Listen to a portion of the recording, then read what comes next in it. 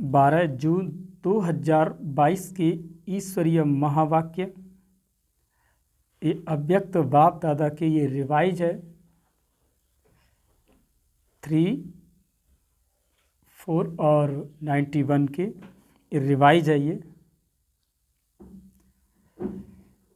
सर्व हदों से निकल बेहद के बैरागी बनो। सर्व हदों से निकल बेहद के बैरागी बनो। आज कल्प बाद फिर से मिलन मनाने सभी बच्चे अपने साकारी स्वीट होम मधुबन में पहुंच गए हैं। साकारी वतन का स्वीट होम मधुबन ही है, जहां बाप और बच्चों का रूहानी मेला लगता है। मिलन मेला होता है तो सभी बच्चे मिलन मेले में आए हुए हो। यह बाप और बच्चों का मिलन मेला सिर्फ इस संगम युग पर और मधुबन में ही होता है। इसीलिए सभी भागकर मधुबन में पहुंच गए हो। मधुबन बाप दादा का साकार रूप में भी मिलन कराता और साथ साथ सहज याद द्वारा अव्यक्त मिलन भी कराता। क्योंकि मधुबन धरती को रूहानी मिलन की, साकार रूप में मिलन की अनुभूति का वरदान मिला हुआ है। वरदानी धरनी होने के कारण मिलन का अनुभव सहज करते हो। और कोई भी स्थान पर ज्ञान सागर और ज्ञान नदियों का मिलन मेला नहीं होता। सागर और नदियों के मिलन मेले का यह एक ही स्थान है। ऐसे महान वरदानी धरनी पर आए हो, ऐसे समझते हो। तपस्या वर्ष में विशेष इस कल्प में पहली बार मिलने वाले बच्चों को गोल्डन चांस मिलता है। कितने लकी हो। तपस्या के आदि में भी नए बच्चों को एक्स्ट्रा बल मिला है, तो आदि में भी यह एक्स्ट्रा बल आगे के लिए आगे बढ़ने में सहयोगी बनेगा। इसीलिए नए बच्चों को ड्रामा ने भी आगे बढ़ने का सहयोग दिया है। इसीलिए ये उल्हाना नहीं दे सकेंगे कि हम तो पीछे आए हैं। नहीं, तपस्या वर्ष को भी वरदान मिला हुआ है। तपस्या वर्ष में वरदानी भूमि पर आने का अधिकार मिला है, चांस मिला है। यह एक्स्ट्रा भाग्य कम नहीं है। यह वर्ष का, मधुबन धरती का और अपने पुरुषार्थ का, तीनों वरदान विशेष आप नए बच्चों को मिले हुए हैं। तो कितने लकी हुए। इतने अविनाशी भाग्य का नशा साथ में रखना। सिर्फ यहाँ तक नशा न रहे, लेकिन अविनाशी बाप है और अविनाशी आप श्रेष्ठ आत्माएं हो, तो भाग्य भी अविनाशी है। अविनाशी भाग्य को अविनाशी रखना, यह सिर्फ सहज अटेंशन देने की बात है। टेंशन देने वाला अटेंशन नहीं। सहज अटेंशन हो और मुश्किल है, और मुश्किल है भी क्या। मेरा बाबा जान लिया, मान लिया, तो जो जान लिया, मान लिया, अनुभव कर लिया, अधिकार प्राप्त हो गया, फिर मुश्किल क्या है। सिर्फ एक ही मेरा बाबा, यह अनुभव होता रहे, यही नॉलेज फुल है और यही फुल नॉलेज है। एक बाबा शब्द में सारा आदि मध्य अंत का ज्ञान समाया हुआ है। क्योंकि बीज है ना, बीज में तो सारा झाड़ समाया हुआ होता है ना। विस्तार भूल सकता है, लेकिन सार एक बाबा शब्द ये याद रहना मुश्किल नहीं है। सदा सहज है ना, कभी सहज कभी मुश्किल नहीं। सदा बाबा मेरा है कि कभी कभी मेरा है। जब सदा बाबा मेरा है तो याद भी सदा सहज है। कोई मुश्किल बात नहीं। भगवान ने कहा आप मेरे, और आपने कहा आप मेरे। भगवान ने कहा आप मेरे, और आपने कहा आप मेरे। फिर क्या मुश्किल है? इसीलिए विशेष नए बच्चे और आगे बढ़ो। अभी भी आगे बढ़ने का चांस है। अभी फाइनल समाप्ति का बिगुल नहीं बजा है। इसलिए उड़ो और औरों को भी उड़ाते चलो। इसकी विधि है बेस्ट, अर्थात व्यर्थ को बचाओ। बचत का खाता, जमा का खाता बढ़ाते चलो, क्योंकि 63 जन्म से बचत नहीं की है, लेकिन गवाया है। सभी खाते व्यर्थ गवाकर खत्म कर दिया है। सांस का खजाना भी गवाया, संकल्प का खजाना भी गवाया, और समय का खजाना भी गवाया, गुणों का खजाना भी गवाया, और शक्तियों का भी खजाना गवाया, और ज्ञान का भी गवाया। कितने खाते खाली हो गए। कैसे? सिर्फ सो करके, सोते सोते सारे खाते खत्म कर लिए।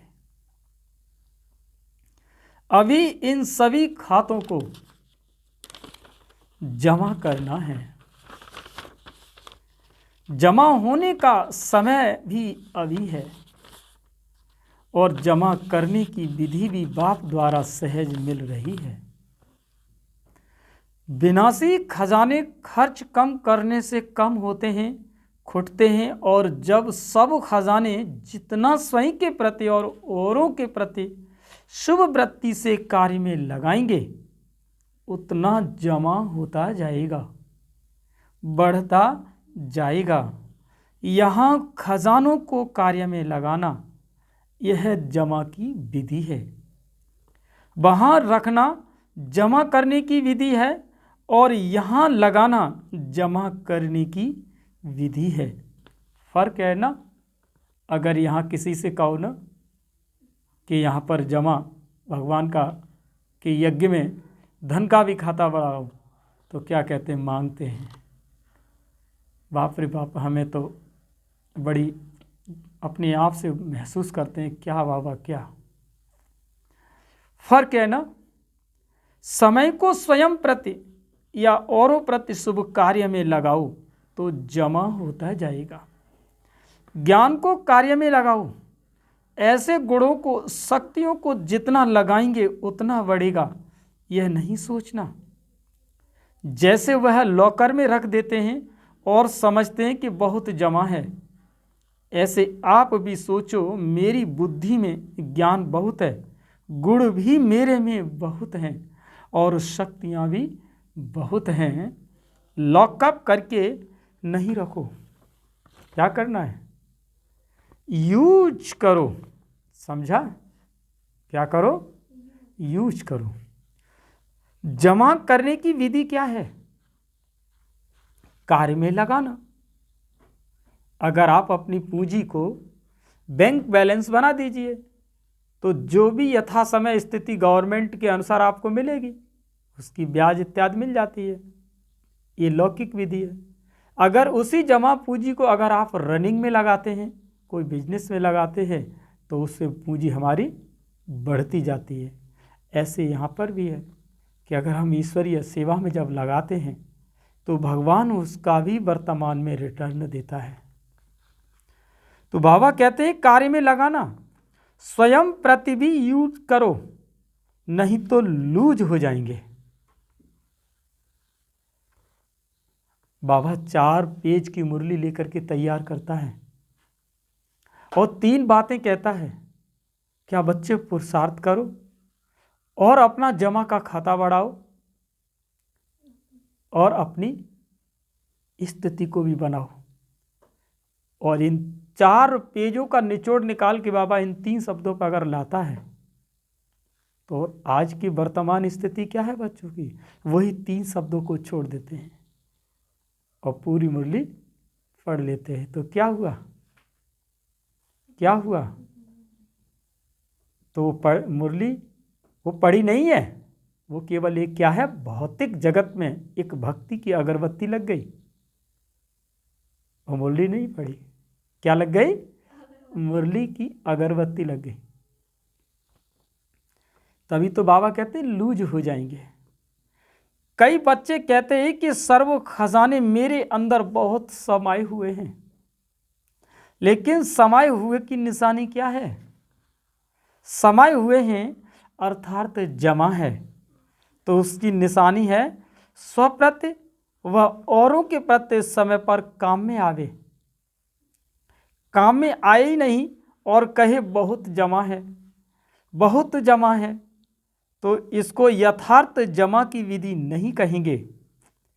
इसलिए अगर यथार्थ विधि नहीं होगी तो समय पर संपूर्णता की सिद्धि नहीं मिलेगी, धोखा मिल जाएगा, सिद्धि नहीं मिलेगी। और सिद्धि मिलती है किससे? विधि से, विधि से। और विधि क्या है कि भगवान ने जो यज्ञ रचा है और यज्ञ के निमित्त जो आत्माएं हैं, जब हम उनके अनुसार जब कोई ईश्वरीय सेवा का कार्य करते हैं तो वो क्या है? विधि है। वो गुणों को, शक्तियों को कार्य में लगाओ तो बढ़ते जाएंगे। तो बचत की विधि, जमा करने की विधि को अपनाइए, फिर व्यर्थ का खाता स्वतः ही परिवर्तन हो सफल हो जाएगा। जैसे भक्ति मार्ग में ये नियम है कि जितना भी आपके पास स्थूल धन है तो उसके लिए कहते हैं दान करो, सफल करो तो बढ़ता जाएगा। इसी पे तो विश्वास नहीं है।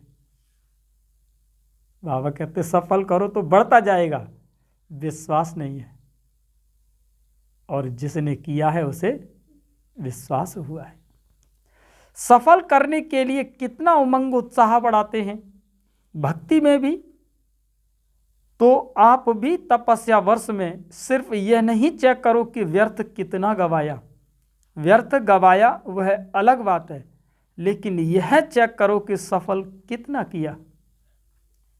अब जून का मास चल रहा है ना, और उधर जनवरी का मास चलता है, तो उधर ठंड में इनका तो योग तपस्या गड़बड़ होती है, इधर गर्मी पड़ रही है, इसमें तपस्या गड़बड़ होती है। तो बाबा कहते हैं कि सफल करके दिखाओ ना एक एक दिन जून के। तो सारे खजाने सुनाए, गुण भी है बाप की देन, मेरा यह गुण है, मेरी शक्ति है, यह स्वप्न में भी गलती नहीं करना, यह बाप की देन है। तो प्रभु देन, परमात्मा देन को मेरा मानना यह महापाप है। कई बार बच्चे बड़े साधारण भाषा में सोचते भी हैं और बोलते भी हैं कि मेरे इस गुण को यूज नहीं किया जाता, मेरे में यह शक्ति है, मेरी बुद्धि बहुत अच्छी है, इसको यूज नहीं किया जाता। मेरी कहाँ से आई? मेरी कहा और मैली हुई, मेरी कहा और मैली हुई। अरे मेरा बाबा कहो ना, तो बाबा मैला नहीं हो सकता। क्यों? क्योंकि वो तो शरीर ही नहीं है जो मैला हो जाए, उसके अंदर तो वो संस्कार ही नहीं, वो तो अलग चीज़ है, वो तो केवल एक पावनता की एक दिव्य लाइट है। वो तो स्वयं में एक अपने आप में एक सूर्य की तरह एक उगलता हुआ हीलियम का अणु है। भक्ति में भी यह शिक्षा 63 जन्मों से देते रहे कि मेरा नहीं मानो, तेरा मानो, लेकिन फिर भी माना नहीं। तो ज्ञान मार्ग में भी कहना तेरा और मानना मेरा, यह ठगी यहाँ नहीं चलती। बाबा क्या कहते हैं, ये ठगी यहाँ नहीं चलती। इसीलिए प्रभु प्रसाद को अपना मानना ये अभिमान और अपमान करना है। प्रभु प्रसाद को बाबा बाबा शब्द कहां से भूलो नहीं। बाबा ने शक्ति दी है, बुद्धि दी है, बाबा का कार्य है, बाबा का सेंटर है, बाबा की सब चीज़ें हैं। ऐसे नहीं समझो कि मेरा सेंटर है, हमने बनवाया है, हमारा अधिकार है। ये नहीं सोचना। हमारा शब्द कहाँ से आया? आप का है क्या? गठरी संभाल कर रखी है क्या? ओ बाप रे बाप, गठरी शब्द आ जाता है तो हमें अपनी कहानी याद आ गई। अरे हम गठरी तो बेचते थे। गठरी संभाल कर रखी है क्या? कई बच्चे ऐसा नशा दिखाते हैं कि हमने सेंटर का मकान बनाया है तो हमारा अधिकार है, लेकिन बनाया किसका सेंटर? बाबा का सेंटर है ना। तो जब बाबा को अर्पण कर दिया तो फिर आपका कहाँ से आया? मेरा कहाँ से आया? जब बुद्धि बदलती है तो कहते हैं मेरा है। मेरे में ही मैला किया और फिर मैला होना। जब ब्राह्मण बने तो ब्राह्मण जीवन का बाप से पहला वायदा कौन सा है? जब ज्ञान टच करता है ना, उस दिन बहुत बड़ा संकल्प हो जाता है, भगवान के साथ इतना बड़ा समझौता हो जाता है, और ज्ञान में चलने के बाद वो समझौता भूल जाते हैं। और बच्चे भूल क्या जाते हैं, उनके संस्कार ही उनको नीचे ले जाते हैं। चाहे वो वहाँ बिजनेसमैन हो, चाहे कोई उद्योग मैन हो, कोई भी हो, जो भगवान के साथ किया हुआ वादा जब वो भूल जाते हैं ना, तो उनको पीछे जाना है। अगर वो वायदा उस वक्त वो याद कर ले तो वो चाहे बिजनेस हो चाहे कुछ भी, उसमें बहुत बड़ी जंप लगती। लेकिन उस वायदे को उसी दिन भूल जाते जिस दिन बाबा हम बच्चों को क्या कराता है? एक साक्षात्कार कराता है। नयों ने वायदा किया व पुरानों ने किया, नए भी अभी तो पुराने होकर आए हो ना। निश्चय बुद्धि का फॉर्म भरकर आए हो ना। तो सबका पहला पहला वायदा है, तन मन धन और बुद्धि सब तेरे। यह वायदा सभी ने किया है। अभी वायदा करने वाले हो तो हाथ उठाओ, जो समझते हैं कि आई वेल के लिए कुछ तो रखना पड़ेगा। आई वेल समझते हो? समय की घंटी के लिए। सब कुछ बाप को दे दिया है ना, कुछ तो किनारा रखना पड़ेगा। जो समझते हैं कि यह समझदारी का काम है वह हाथ उठाओ। है तुम में से? बस बुद्धि यहां हो तब ना। प्रेजेंट बॉडी अगर एब्सेंट माइंड होंगे तो बाबा की क्लास को क्या समझेंगे? क्लास में कहीं भी बैठे हुए अगर एक्टिविटी अगर चलती है ना तो बाबा तुरंत समझ जाते हैं। कुछ किनारे रखा है, देखना। फिर यह नहीं कहना कि हमको किसने देखा, इतनी भीड़ में किसने देखा। आहा, बाबा के पास तो टीवी बहुत क्लियर है। कितनी बार कहा है मैंने, ये कहता हूँ गांव गांव में सेवाएं करता हूँ तो, कि बाबा के पास एक विश्व की टीवी है, और हर सूक्ष्म शरीर को बाबा वो टीवी में आपका किया हुआ लेखा जोखा वो दिखा देगा। उससे छिप नहीं सकते हो, इसलिए सोच समझ करके थोड़ा रखना हो, बल रखो। पांडव क्या समझते हो थोड़ा रखना चाहिए? अच्छी तरह से सोचो। जिनको रखना है वे अभी हाथ उठा लें, बच जाएंगे। और जो भी मुरली सुन रहे हैं वो वहीं से अपने हाथ उठा लें। तो यह समय है, यह सभा, यह आपका कांध का हिलना, ये सब दिखाई देगा। और जो आज मुरली पढ़ेंगे वो थर्ड आई के द्वारा आज बाबा उसको पता लगा लेगा। ये बाबा ने निमित्त बनाया है। कभी भी मेरापन नहीं रखो। बाप कहा और पाप गया, बाप कहा और पाप गया। बाप नहीं कहते हो तो पाप हो जाता है। पाप के बस होते फिर बुद्धि काम नहीं करती। कितना भी समझाऊं कहेंगे नहीं यह तो राइट है, यह तो होना ही है, यह तो करना ही है। बाप को भी रहम पड़ता है, क्योंकि उस समय पाप के बस होते हैं। तो बाप भूल जाता है तो पाप आ जाता है। जहाँ राम नहीं और पाप के बस होने के कारण जो बोलते हैं, जो करते, वह स्वयं भी नहीं समझते कि हम क्या कर रहे हैं, कितने परवश होते हैं। तो सदा ज्ञान के होश में रहो, पाप के जोश में नहीं आओ। बीच बीच में ये माया की लहर आती है, आप नए इन बातों से बच करके रहना। मेरा मेरा में नहीं जाना। थोड़ा पुराना हो जाते हो तो फिर यह मेरे मेरे की माया आ जाती है। मेरा विचार मेरी बुद्धि नहीं है, तो मेरा विचार कहाँ से आया? तो समझा, जमा करने की विधि क्या है? कार्य में लगाना, सफल करो। आपने अपने ईश्वरीय संस्कारों को भी सफल करो, तो व्यर्थ संस्कार स्वतः ही चले जाएंगे।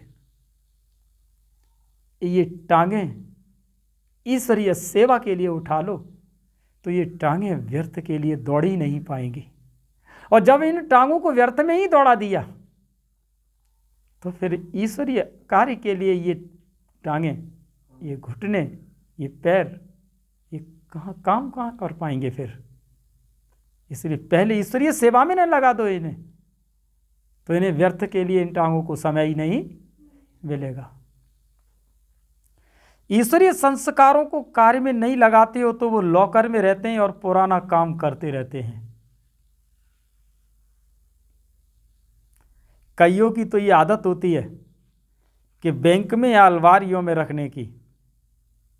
तो यहाँ बैंक और अलमारी क्या है? ये मन तुम्हारा अलमारी है, तुम्हारे संकल्प तुम्हारे अलमारी हैं। इन संकल्पों को आप अपने मन के अंदर रखना, पुराने स्वभाव संस्कारों को रखना, माना अपने मन रूपी बैंक में लॉक कर लेना। बहुत अच्छे कपड़े होंगे, पैसे होंगे, चीजें होंगी, लेकिन यूज फिर भी पुराने करेंगे।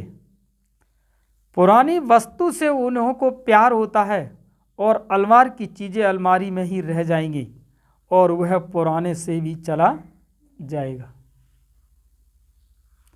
तो ऐसे नहीं करना। पुराने संस्कार यूज करते रहो और ईश्वरीय संस्कार बुद्धि के लॉकर में रखो। नहीं, कार्य में लगाओ और सफल करो। तो यह चार्ट रखो कि सफल कितना किया। सफल करना माना बचाना या बढ़ाना। सफल करना, बचाना या क्या हुआ जवाहर भाई? बढ़ाना। मनसा से सफल करो और वाणी से सफल करो। संबंध संपर्क से, कर्म से, अपने श्रेष्ठ संग से, अपने अति शक्तिशाली वृत्ति से सफल करो। अपनी शक्तिशाली वृत्ति को बनाओ, ठीक है ना? भगवान सामने खड़ा है, उसका दिव्य कार्य होना है और हमारी स्थिति कैसी है? शक्तिशाली नहीं है। तो इसका मतलब भगवान को हमने माना, तो कैसे माना? फिर उसको कैसे उसको माना? एक हवा का झोंका कि आया और वो गया? परमात्मा का कार्य ये नहीं है। परमात्मा का कार्य क्या है? वो सामने खड़ा है, बच्चे ये काम करो, करना है। उसके लिए अपनी वृत्ति को कैसे बनाना है? शक्तिशाली। घर में कोई भी विघ्न हो वो सब टल जाएगा और परमात्मा की प्रत्यक्षता का कार्य करो। ऐसे नहीं कि मेरी वृत्ति तो अच्छी रहती है लेकिन सफल कितना किया, मेरे संस्कार तो हैं ही शांत लेकिन सफल कितना किया। कार्य में लगाया तो यह विधि अपनाने से संपूर्णता की सिद्धि सहज अनुभव करते रहेंगे। सफल करना ही सफलता की चाबी है। समझा क्या करना है? सिर्फ अपने में ही खुश नहीं होते रहो, मैं तो बहुत अच्छी गुणवान हूँ, मैं तो बहुत अच्छा भाषण कर सकती हूँ, मैं तो बहुत अच्छा ज्ञानी हूँ, मेरा भी योग भी मेरा बहुत अच्छा है। लेकिन अच्छा तो यूज करो ना, उसको सफल करो। सहज विधि है, कार्य में लगाओ और बढ़ाओ। बिना मेहनत के बढ़ता जाएगा और 21 जन्म आराम से खाना, वहाँ मेहनत नहीं करनी पड़ेगी। विशाल महफिल है, ओम शांति भवन का हॉल एकदम फुल भर गया है, इसलिए कईयों को नीचे मेडिटेशन हॉल छोटे हॉल में बैठना पड़ा। छोटा हॉल पड़ गया। शास्त्रों में है जो आपका यादगार है, उसमें भी गायन है कि पहले गिलास में पानी डाला, फिर उससे घड़े में डाला, फिर घड़े से तालाब में डाला और तालाब से नदी में डाला, आखिरी कहाँ गया? सागर में। तो ये महफिल पहले हिस्ट्री हॉल में लगी, फिर मेडिटेशन हॉल में लगी, अभी ओम शांति भवन में लग रही है। अब फिर कहाँ लगेगी? इसका मतलब यह नहीं कि साकार मिलन के बिना अव्यक्त मिलन नहीं मना सकते हो। अव्यक्त मिलन मनाने का अभ्यास समय प्रमाण बढ़ना ही है और बढ़ाना ही है। यह तो दादियों ने रहमदिल होकर आप सबके ऊपर विशेष रहम किया है, नयों के ऊपर। लेकिन अव्यक्त अनुभव को बढ़ाना यही समय पर कार्य में आएगा। देखो, नए नए बच्चों के लिए ही बाप दादा विशेष यह साकार में मिलन का पाठ अब तक बजा रहे हैं। लेकिन यह भी कब तक? अभी खुश राजी हो, संतुष्ट हो, बाहर रहने से भी संतुष्ट हो, यह भी ड्रामा में पार्ट है। जब कहते हो सारा आबू हमारा होगा, तो वो कैसे होगा? पहले आप चरण तो रखो। फिर अभी जो धर्मशाला नाम है वो अपना हो जाएगा। देखो, विदेश में भी अभी से ऐसा होने लगा है। चर्च इतने नहीं चलते तो बीके को दे दी है, वो चर्च बीके को दे दिए। जो ऐसे बड़े बड़े स्थान है जो चल नहीं पाते तो ऑफर करते हैं ना, तो ब्राह्मणों की चरण पड़ रहे हैं। जगह जगह पर इसमें भी राज हैं। ब्राह्मणों को रहने का ड्रामा में पार्ट मिला है। तो सारा ही अपना जब हो जाएगा फिर क्या करेंगे? आप ही ऑफर करेंगे कि आप संभालो, हमें भी संभालो, आश्रम भी संभालो। जिस समय जो पार्ट मिलता है उसमें राजी रह करके पार्ट बजाओ। अच्छा,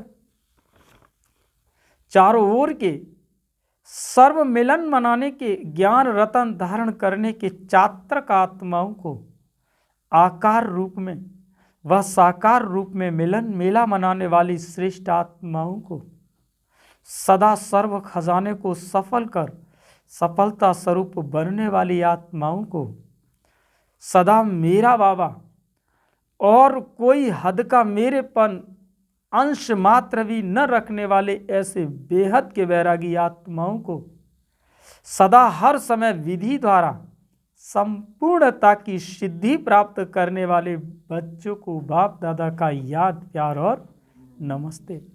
और हम सभी बच्चों की बाप दादा को याद प्यार और नमस्ते। दादियों से सदैव कोई नई सीन होनी चाहिए ना।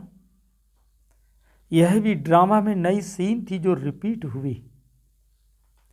यह सोचा था कि अभी हाल भी छोटा हो जाएगा। सदा एक सीन तो अच्छी लगती नहीं, कभी कभी की सीन अच्छी लगती है। यह भी एक रूहानी रौनक है ना। इन सभी आत्माओं का संकल्प पूरा होना था, इसीलिए सीन हो गई। यहां से छुट्टी दे दी, भले आओ तो क्या करेंगे? अभी तो नए और बढ़ने हैं, और पुराने तो पुराने हो गए। जैसे उमंग से आए वैसे अपने को सेट किया है। यह अच्छा किया है। विशाल तो होना ही है, कम तो होना ही नहीं है। जब विश्व कल्याणकारी टाइटल है तो विश्व के आगे यह तो कुछ भी नहीं है। कौन है आप? विश्व कल्याणकारी। वृद्धि भी होनी है और विधि से भी नए से नई होनी है। कुछ न कुछ तो विधि होती रहनी है। अभी वृत्ति पावरफुल होगी, तपस्या द्वारा वृत्ति पावरफुल हो जाएगी, तो स्वतः ही वृत्ति द्वारा आत्माओं की भी वृत्ति चेंज होगी। अच्छा, आप सब सेवा करते थकते तो नहीं हो ना? मौज में आ रहे हो? मौज ही मौज है। अच्छा, आज का वरदान है कि श्रेष्ठ कर्म द्वारा दुआओं का स्टॉक जमा करने वाले चैतन्य दर्शनीय मूर्त भव। श्रेष्ठ कर्म द्वारा दुआओं का स्टॉक जमा करने वाले चैतन्य दर्शनीय मूर्त भव। जो भी कर्म करो उसमें दुआएं लो और दुआएं दो। श्रेष्ठ कर्म करने की सबकी दुआएं स्वतः मिलती हैं। सबके मुख से निकलता है कि यह तो बहुत अच्छे हैं। वह उनके कर्म ही यादगार बन जाते हैं। भल कोई भी काम करो, लेकिन खुशी लो और खुशी दो। दुआएं लो और दुआएं दो। जब अभी संगम पर दुआएं लेंगे और देंगे, तब आपके जड़ चित्रों द्वारा भी दुआएं मिलती रहेंगी। देख ली बाबा ने कितना रहस्यमय बात बताई है। जब आप अभी से दुआएं देंगे तो आपके जड़ चित्रों से दुआएं मिलती रहेंगी लोगों को, और वर्तमान में भी चैतन्य दर्शनीय मूर्त बन जाएंगे। स्लोगन है, सदा उमंग उत्साह में रहो तो आलस्य खत्म हो जाएगा।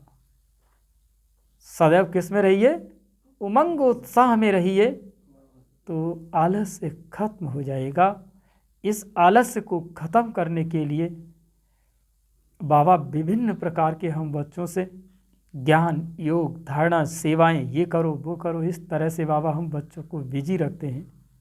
जैसे गवर्नमेंट अपने रंग रूट को क्या करती है, कभी पीटी में, कभी किसी में, कभी किसी में, ताकि उसके अंदर क्या ना आ सके? आलस्य ना आ सके। ऐसे यहाँ पर भी है। ज्ञान योग की धारणा, कभी भट्टी करो, कभी मौन करो, कभी ये करो। अच्छा, ओम शांति।